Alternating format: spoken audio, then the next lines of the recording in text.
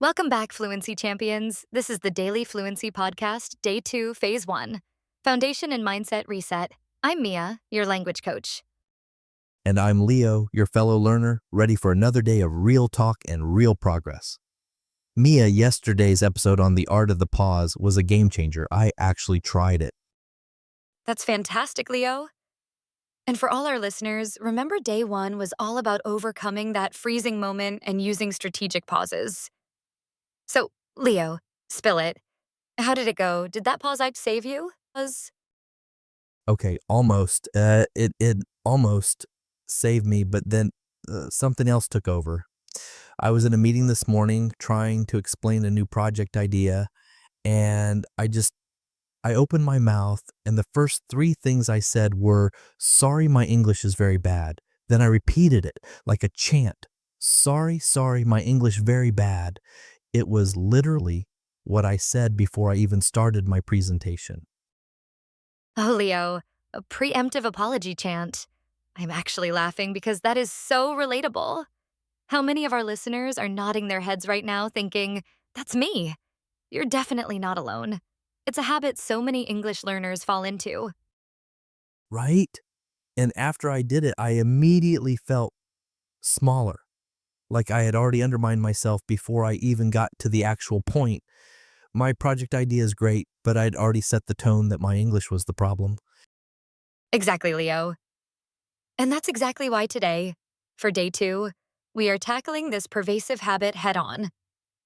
The topic is stop apologizing for your English.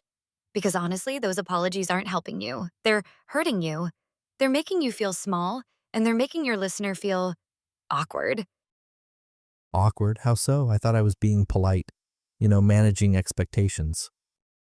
It's a common misconception. From a psychological standpoint, when you start with, sorry, my English is bad, you're activating what's called the affective filter. Not just in you, but in your listener too. You're essentially putting up a mental barrier. You're saying, hey, just a heads up, this might be difficult to understand, and you're making them expect problems. Wow, I never thought of it that way. I thought I was being humble. So it's not just about my confidence, but how it impacts their perception. Absolutely. It undermines your charisma, your authority, and even the value of what you're saying. Listeners then focus more on how you're saying it rather than what you're saying. And that's a huge shift from protecting your message to highlighting perceived flaws. We want to protect the message, Leo, not highlight imaginary flaws. Okay, Mia, I'm convinced. No more apology chants. But what do I say instead? What's the confident, charismatic alternative? Perfect question. That brings us to our core lexical chunks for today. These are powerful, confident phrases that allow you to navigate tricky moments without ever devaluing your message or yourself. Our first chunk, I am still working on my English. I am still working on my English. Okay, that sounds much better than sorry, my English is bad. It's proactive. Exactly. Think of it like this. I am still working on my English acknowledges reality without self-criticism. It positions you as someone actively improving, not someone with a problem. It shows commitment. You can use it when you anticipate a complex explanation or just want to set a relaxed tone. For example, just to preface this, I'm still working on my English, so bear with me as I explain this concept. Okay, let me try this in a quick role play. Imagine I'm presenting to a new client instead of sorry, my English is bad, but our product, I'd say, I am still working on my English, but I'm confident you'll find our product features incredibly innovative. Perfect. See how it immediately shifts the focus to your confidence in the product rather than insecurity about your language? That's a huge psychological win. Now, our second core chunk. What I mean is, this is for when you get tangled mid-sentence or feel you weren't clear.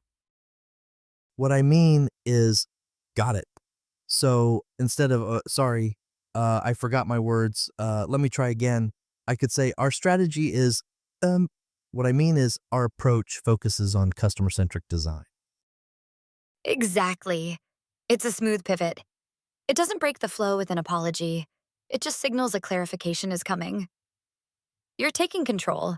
You're saying, I'm processing this and I'll deliver it clearly, It shows self awareness and linguistic agility. It's a bridge, not a wall. Okay, let's say I'm describing a complex technical process. I might say the system integrates. No, wait. What I mean is the API seamlessly connects multiple platforms to enhance data flow. Excellent, Leo. You caught yourself, you pivoted, and you maintained your professionalism. That's a pro move.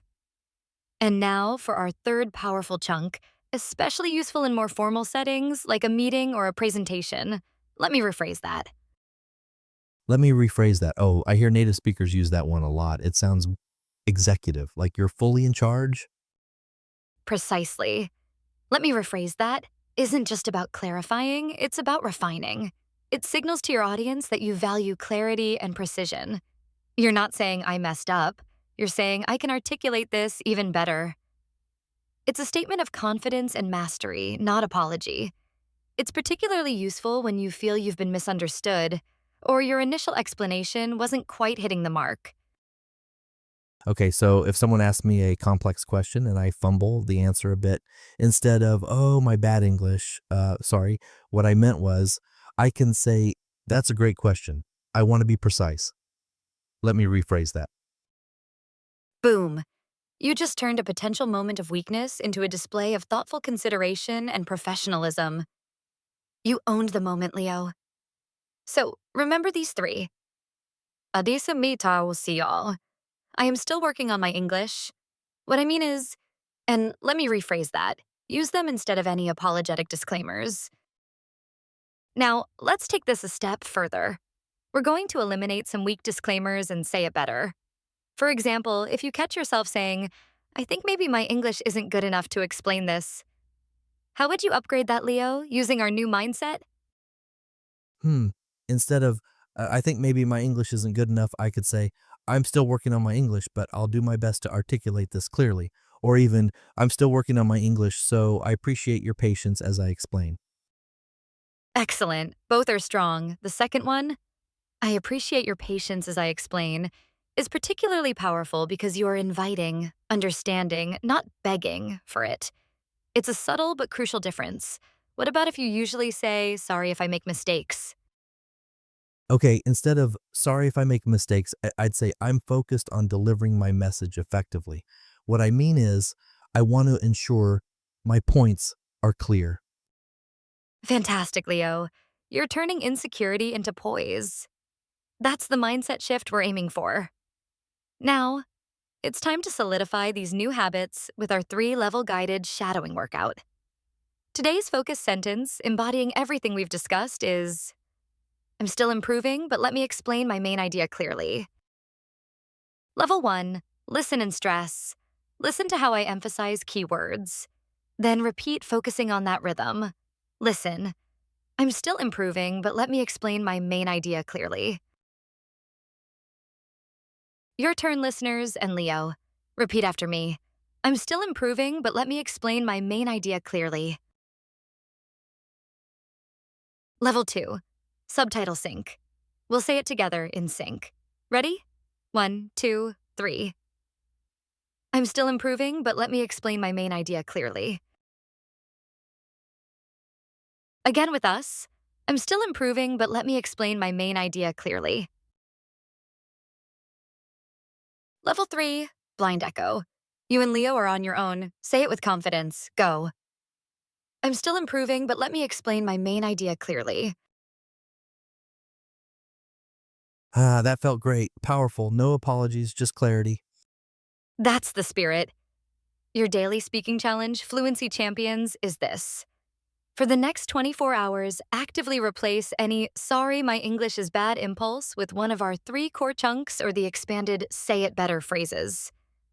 Notice the difference it makes in your interactions. And share your upgraded confident phrase in the comments. We want to hear how you're transforming your language habits. Absolutely. Join us tomorrow for day 3, where we'll dive into the power of paraphrasing and unlock even more ways to speak with natural fluidity. Until then, keep speaking confidently. Bye for now.